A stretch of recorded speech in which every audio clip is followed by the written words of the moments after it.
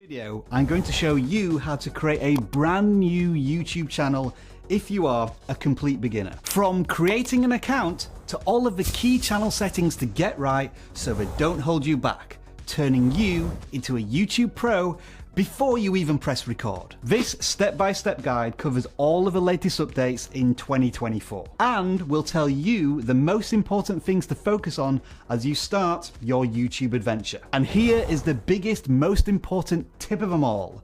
Stop thinking about it. Stop putting it off. Let's start right now. We'll work on the assumption that you haven't got a YouTube account or that you want to create a new one. Go to youtube.com and then at the top right hand corner of the screen, click on the sign in button. Because YouTube is a Google product, you will need to create a Google account. In this example, we're going to create an account for work or business. And we'll explain why very soon. Hi, I'm Rob, by the way. Welcome to vidIQ. I'll be your guide throughout this video. Forgive these somewhat eccentric glasses, you'll get used to them. I just want to let you know that this video is a safe space. If you are brand new to YouTube, there are no stupid questions. So pop them in the comments below and we'll do our best to answer them all. And you'll also find tons of links to resources that are going to help you set up your YouTube channel in the video description, so make sure to check them out. The next couple of screens will be bog standard form filling stuff. You can either choose an existing email account or create a Gmail account, which is another Google product. Again, in this example, we are setting up a brand new email account because we want to treat our YouTube channel as a business separate from our personal accounts. There's another important reason coming up why you should do this. As for your account password, yeah, that's something I can't directly help you with. Just make it a little more secure than this. You may also be asked to verify your account with a phone number. This might seem annoying right now, but it will help secure your account and it is essential for your YouTube channel, as you'll discover later on. Now you have a YouTube account, you can now create a YouTube channel. And this is where the creativity, customization, and fun starts. First up is your channel name. This can be anything you want. Next is your channel handle, which can be anything you want as long as it's uniquely available on YouTube. No two handles can be the same. And this isn't a permanent commitment to either. Both can be changed in the future if you need to. You will need to upload a profile picture next, which will be a round shape on YouTube. So find something appropriate, silly, or just damn cool. So channel name and channel handle. What's the difference? Well, your channel name is just that. It appears on the front page of your channel homepage and also under thumbnails for your videos dotted around YouTube. Your channel handle is like your social media name on YouTube. It can also be used to find a channel, for example, youtube.com/@vidIQ. And your YouTube handle is displayed, not your channel name, when you post a comment on a video. Think of it like this. There can be many channels called Mr. Beast, but there can only be one @MrBeast on YouTube. As for deciding on a YouTube channel name, my advice is to keep it simple, make it memorable, and easy to spell. It also needs to be unique, so you don't blend in with all of the other creators who thought this was a good channel name. With all of that being said, you should now have the bare bones essential of your YouTube channel, which looks like this. Yes, not much to look at right now, but you do have a new and important update under your profile picture, which is the YouTube Studio link. So let's head on over there. While there is a lot to take in here, only one thing matters right now. The second most important thing you're going to do today after creating your YouTube channel. So go to settings, then channel, then feature eligibility. You must verify your YouTube channel to unlock mission critical features. Those being able to upload videos longer than 15 minutes and adding custom thumbnails to your videos. And just like last time, you'll need a phone number to do it. Verifying your YouTube channel is also the first step to unlocking advanced features, which will allow you to upload more content to the channel and monetize it in the future. But let's worry about all of that tomorrow, all right? Next up, we need to take a look at all of the essential channel features that if you get right now, you can pretty much set and forget. So go back into the settings, and this time you want to go to Upload Defaults and then check out Visibility.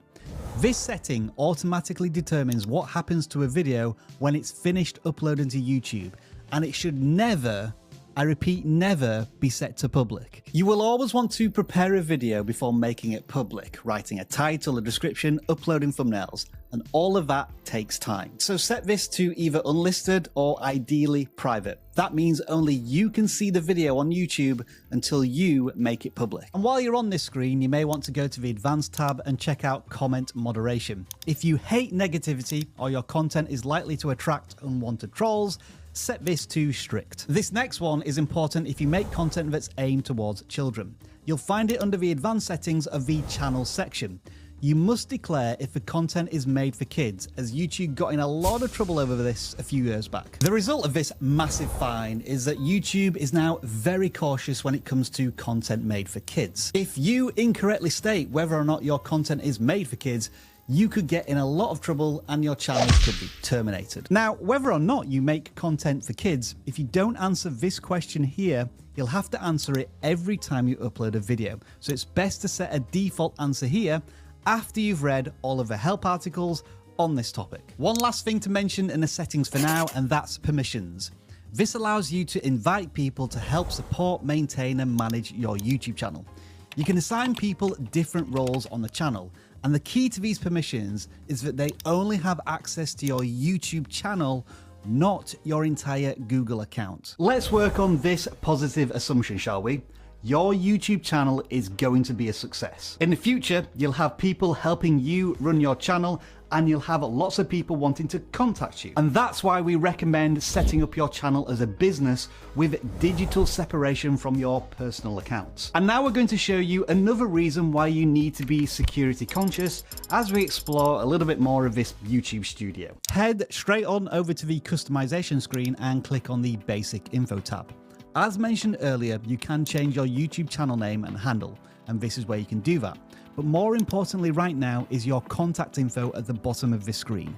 This is an email address that is publicly displayed on YouTube. So whatever you do, make sure it's not the same email as the one you use to log into your YouTube channel. Because basically, if you do that, half of your security is compromised. What the hell? Let's get back to some proper channel setup now with the channel description box that's on the same screen. When people visit your channel on a desktop browser or through the YouTube mobile app, they'll see the first 80 or so characters of your description. So make it count. Our advice is to don't waste these important lines talking about yourself. Instead, talk about the value you're going to deliver to the viewer. And then flesh out the rest of the description with keywords that will help YouTube to understand a little bit more about your channel. Back to more visual elements of the channel now in the branding tab. You've already uploaded a profile picture, now for your channel banner. Don't overcomplicate your banner. It needs to communicate to the viewer as quickly and as simply as possible if they are in the right place or not. Use objects that relate to your topic. Think about a color scheme and design style that will match your thumbnails to build branding, and create a memorable slogan or value proposition that speaks the language of your target audience. A basic principle to follow for your channel as a whole and with every single video you make is this. You want to get the viewer to say to themselves as quickly as possible,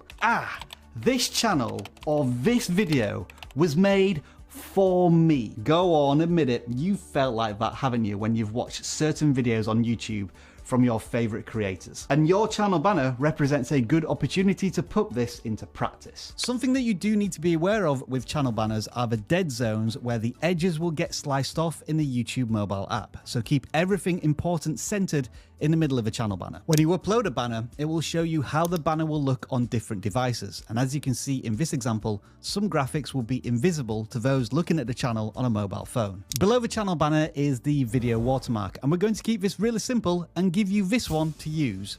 It appears in the bottom right hand corner of the screen and is a call to action to subscribe to your YouTube channel. It's quite an old, outdated feature at this point, and you don't get that many subscribers from it, but it's linked in the description if you want to download it. To round off the customization screen, we have the layout options, but since you haven't uploaded any videos yet, there's nothing to lay out yet. So instead, I'll mention the next screen in the menu, which is the audio library. This will give you access to free music and sound effects that you can download and use in your videos without worrying about copyright claims. Another screen many of you will be keen to look at is the Earn screen. This will show you everything you need to know about monetization, including those all-important requirements. It will track your progress to these milestones and notify you when they are reached. Also note, there is another security feature here that you should turn on, and it's two-factor authentication. You'll need to have it on to monetize your channel. Now, there is a relatively new threshold for monetization that requires less subscribers, less watch time, or less shorts views, as you can see on screen now. But this lower tier of monetization does not unlock ad revenue for your channel. That, my creator friends, is a whole video in itself, which we've already made on the channel. As for everything else in the YouTube studio, content management, analytics, and video comments, well, there isn't much to see yet, as it all depends on you taking that big, creative leap of faith and making a video. All right, we're at the business end of YouTube now, making videos people actually want to watch. So here's 4 pro tips to help you get started on the right footing. Be focused. Ask yourself these 2 questions. Who should be watching my videos, and why should they be watching my videos? This will become your target audience and your value proposition and help you stay focused. Curiosity and emotion is far more important than SEO and video tags. Don't just cram your videos full of keywords and only appeal to search-based queries. Tap into the desires, goals, fears, and stories your audience crave. Titles and thumbnails are way more important than what you think right now. Everyone sees these 2 elements of your video. They are the packaging. So spend time on them, and if possible, create them before you even start your video. But most importantly of all, get creative. Stop watching videos about YouTube and start YouTubing yourself. You need to discover whether or not you like making videos, and I can assure you, but in 6 months' time, you'll look back on your first videos and cringe. And that's a good thing, because you'll be a far better creator because you got your hands creatively dirty. I'll put it to you like this: nothing beats experience.